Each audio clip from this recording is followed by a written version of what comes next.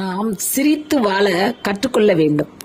சிரிக்கும் பொழுது நம் மனமும் முகமும் மிகவும் அழகாக தோன்றுவதை நாம் அனைவருமே உணரலாம். சிரிக்கும்போது நம் முகம் ஒரு பூ மலர்வது போல் மலர்வதை நாம் அனைவருமே காணலாம். சிரித்து வாழ்பவர்கள் அனைவருமே வாழ்வில் ஜெயிப்பவர்கள் ஆவர். சிரிக்கும் பொழுது மற்றவர்கள் நம்மை நன்றாக புரிந்து கொள்ள முடியும். அழகாக இருப்பவர்கள் கூட சிரிக்காமல் இருந்தால் நன்றாக இருக்காது. சிரிப்பே அழகு. முகம் மலர்ச்சி என்றுமே நம் வாழ்வில் முன்னேற்றத்தை கொண்டு வரும். மனிதனுக்கு மட்டும்தான் இறைவன் சிரிக்கும் தன்மையை கொடுத்திருக்கிறார். இது ஒரு வரமல்லவா?